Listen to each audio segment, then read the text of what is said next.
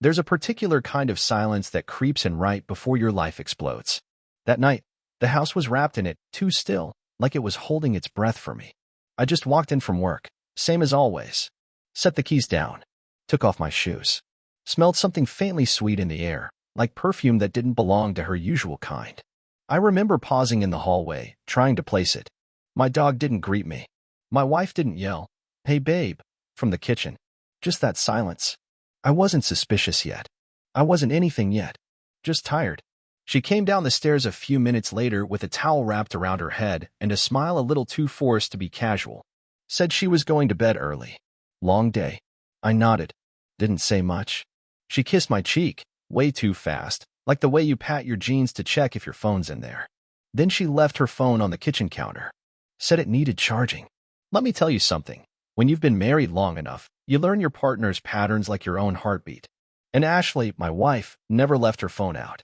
That thing was surgically attached to her hand. She once panicked because she thought she left it at Target, and we tore through 5 shopping carts and 3 employees like it was the Holy Grail. Turned out it was in her hoodie pocket. So yeah, that moment, phone left behind, screen dimming on the counter, wasn't just weird. It was wrong. She went upstairs. I stood there for a few minutes, staring at the phone like it was a live grenade. Then I picked it up. That's not the part I'm proud of. I didn't go looking for betrayal. I just followed the scent of it. She left the door cracked. I pushed it open. I plugged her phone into my laptop. Nothing sneaky. No hacking. No secret codes. Just a simple backup to iTunes.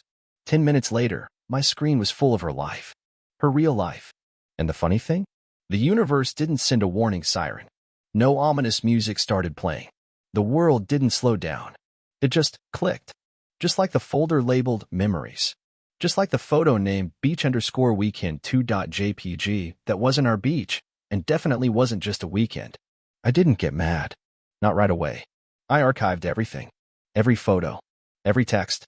Every smug little video where she whispered sweet nothings to a man I didn't recognize, but who apparently made her feel so alive.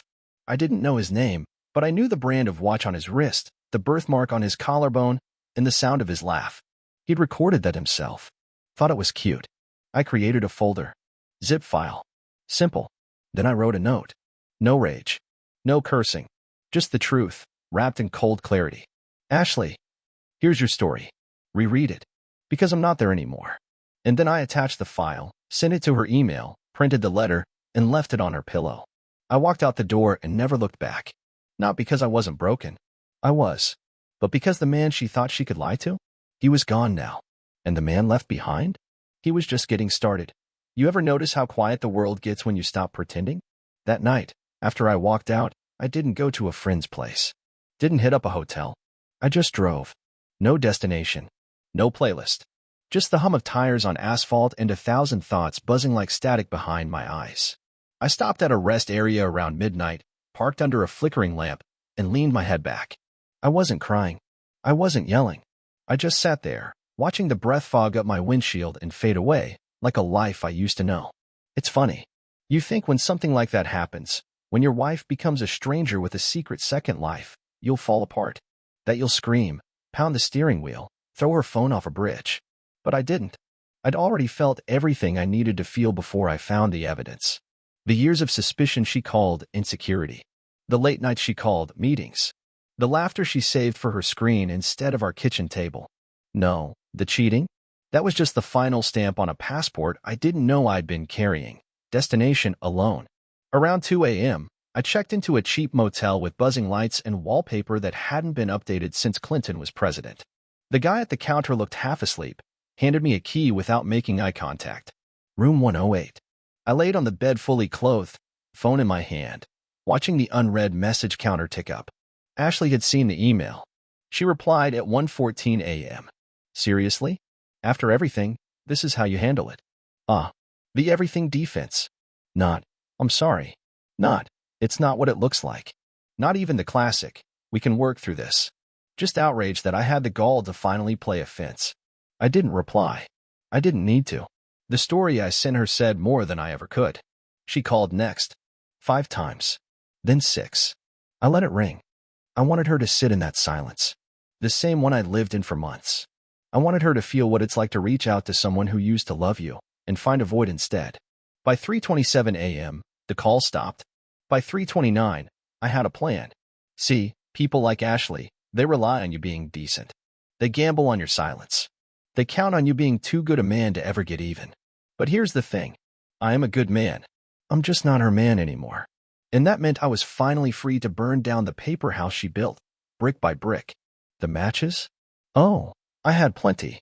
But first, I needed a few names. 2 days after I sent Ashley the email, I was back in the city, sitting in a coffee shop like a man waiting for a train that already derailed. I had my laptop open, earbuds in, and an extra-large cup of black coffee I didn't plan on drinking. Not really. It was more of a prop to make me look casual while I sifted through the wreckage of my marriage. I didn't just stop at her messages. Oh no. I went deeper. Because once you see a single crack, you start tapping on every wall. And boy, did they crumble fast. iCloud sync, Google Drive, hidden albums, and then her browser history. That's where the real gold lived. Let me ask you something. If your wife types how to delete WhatsApp backup at 2:17 a.m. on a Thursday, should that raise a flag? Because it did for me. She also searched, what's the best excuse for missing dinner with your husband? How long can hotel cameras keep footage? And my personal favorite, is emotional cheating worse than physical cheating? Ashley, sweetheart, at least try to be subtle. Photos? There were hundreds. Some were old, before the betrayal, but most were recent. Her and some guy with a too-perfect jawline and a body like an Instagram fitness coach. Same guy from the videos. I didn't know his name yet, but I knew his apartment, his license plate, his gym. I had screenshots, geotags, timestamps.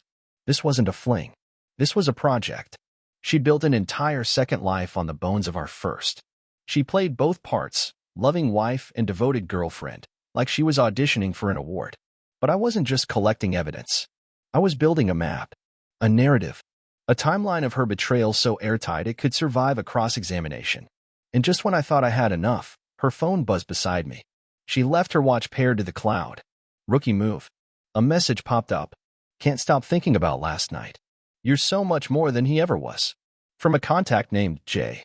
Not Jason. Not Jake. Just Jay. I clicked on the message and held my breath. The thread was a parade of guiltlessness. Photos at his place. Her in his hoodie. Him in mine. Jay's face finally appeared in a selfie he sent her. Smirking. Holding a bottle of my favorite bourbon. The one Ashley swore she never touched. I froze. Because I knew that face. He wasn't just some guy. He was someone I used to work with. Back when I was still trying to get promoted. He was in marketing, charming, arrogant. The kind of man who called women hun and wore cologne to Zoom meetings. He'd been to her house. Sat at my table. Complimented Ashley's cooking. And all the while, he was digging his claws into her like it was some sort of hobby. That's when it stopped being about heartbreak. That's when it became personal. So I did what any man with a calm temper and a broken heart would do. I called a lawyer. Then I called a locksmith. And then I called a courier. Because if Ashley wanted to play games, I was going to teach her how chess works. You ever watch someone lie with a straight face and realize they believe their own script? That was Ashley. Actress of the Year in the genre of domestic drama, starring as the faithful wife, the one going through a rough patch while texting Jay from our bathroom mirror.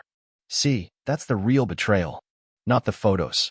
Not the hotel receipts. Not even the late night, I can't wait to see you again messages she sent while we were sitting on the couch together.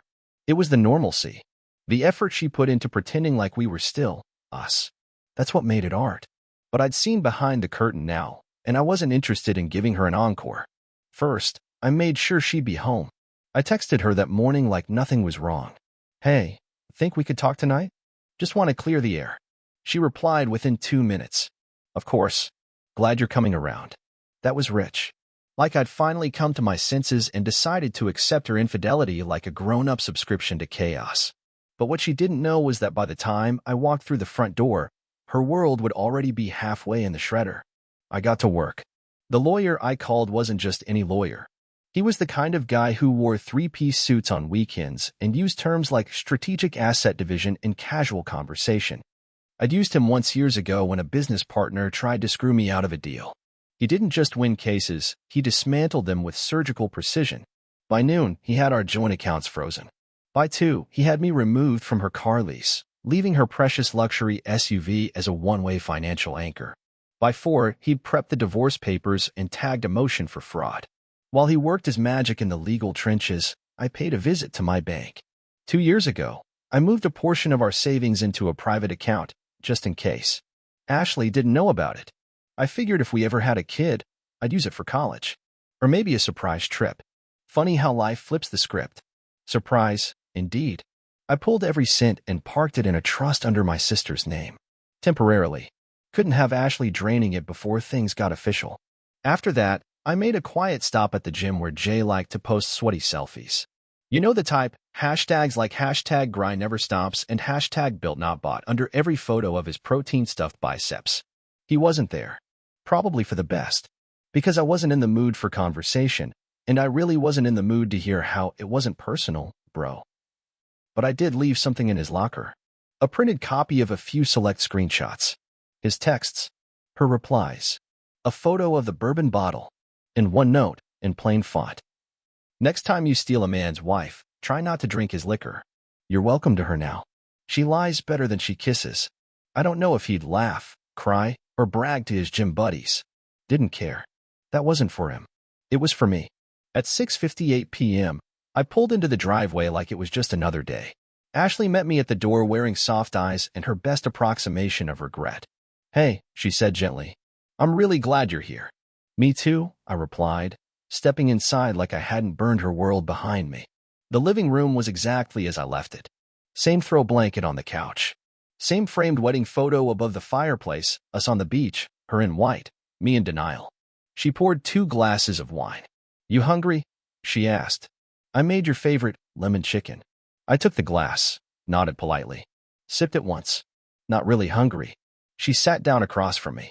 I've been thinking about what you said, about how we've been drifting. Her voice was measured, practiced. And I want to be honest with you. I nearly laughed. Honesty. Now there's a late arrival to the party. But I let her talk. Let her spin the story. How things got tough. How she felt neglected.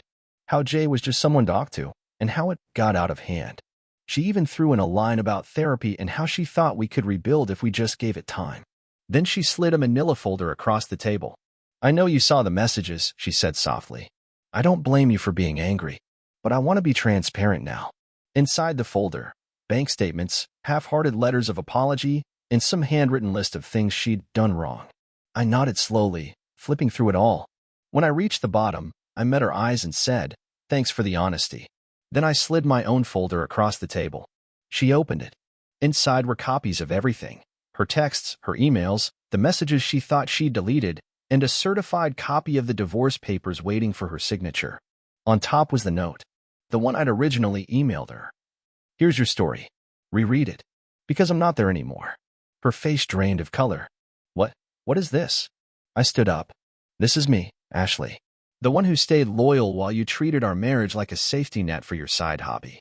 The one who believed in vows while you believed in alibis. That guy's gone. She reached for my arm. Logan, please. No. I looked around the room one last time. The photos. The memories. All of it tainted now. You picked him. You picked this.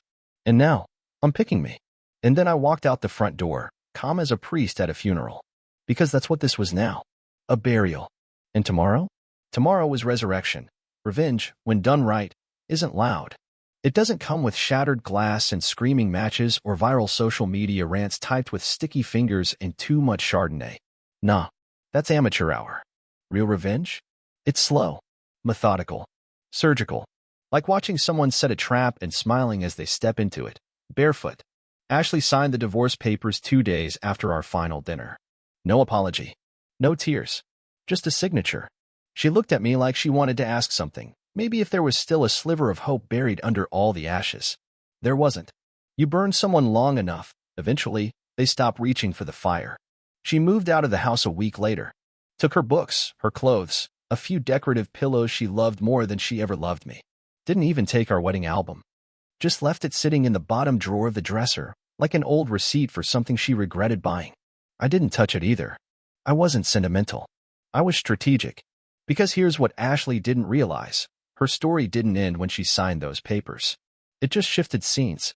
She thought I'd disappear quietly, tail between my legs, nursing wounds in some sad studio apartment with IKEA furniture and a chipped coffee mug. She didn't know I'd been planning my next move long before I walked out the door. You see, I hadn't just archived her affair, I'd cataloged it. Dates, locations, hotel bookings, work lies, voice notes, even GPS pings. And him, Mr. J, the man with the chiseled jaw and rented charisma. I dug deeper, and what I found, oh, it was a masterpiece of karma. Turns out, Jay wasn't single, not even close. He had a fiancée. Name was Morgan. She was a nurse. The kind of woman who volunteered on weekends and posted inspirational quotes that made your teeth hurt. Ashley wasn't just a cheater. She was a homewrecker. So, naturally, I reached out. Morgan responded within hours. Confused at first. Defensive.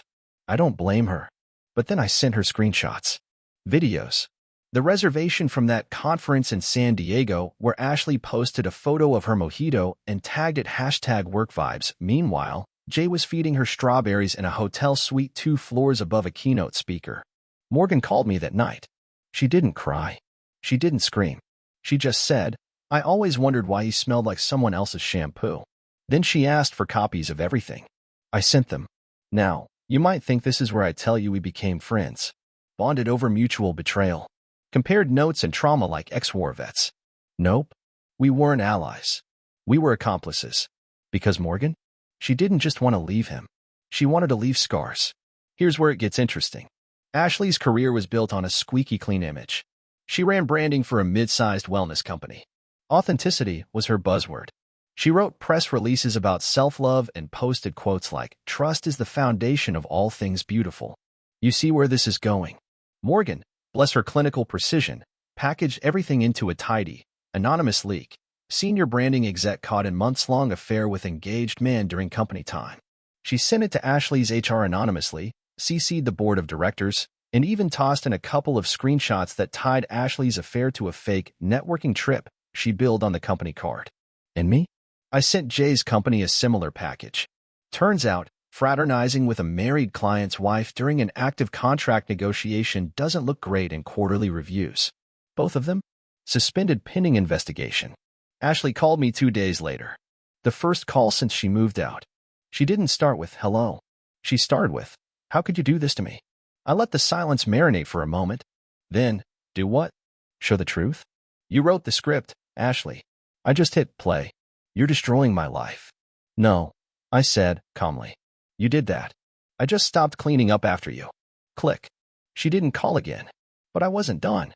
See, Ashley loved her reputation.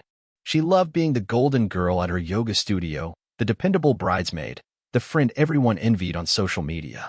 Her curated digital life was immaculate. Until I uploaded a private blog post. One entry. No names. No slander. Just the story. My story. The timeline. The betrayal. The aftermath. The exact words she once texted him, typed in neat bold quotes. He still thinks we're just going through a rough patch. Per baby. I posted it under a pseudonym on a popular relationship advice forum. Didn't have to share it with anyone. The internet did what the internet does. It went viral. A few people recognized the story. Connected the dots. A friend of hers tagged someone else in the comments. And just like that, Ashley's second life collided with her polished one. I didn't gloat. Didn't reply to a single comment. Didn't even watch the fallout unfold. That would have made it personal. This wasn't about payback. It was about balance. So where did that leave me? In a small cabin 2 hours outside the city. Surrounded by trees, fresh air, and silence that didn't feel empty anymore. I built furniture in the garage. Took long walks without checking my phone. Started writing again, short stories at first. Fiction, mostly. Sometimes I'd get curious. Search her name just to see if the damage held. It had. New job, lower pay. Reputation? Stained. Not destroyed, but scuffed enough that it followed her around like a shadow. Jay was long gone. Morgan? Happily engaged to someone else. And me? I was free. Not healed, not entirely, but cleaner than I'd felt in years. Because sometimes the worst thing that can happen to you is also the best thing that ever does. Ashley gave me the gift of clarity. She ended a version of me that needed to die. And in his place stood a man no longer afraid of silence. Because this time, the silence was mine. And it was finally peaceful.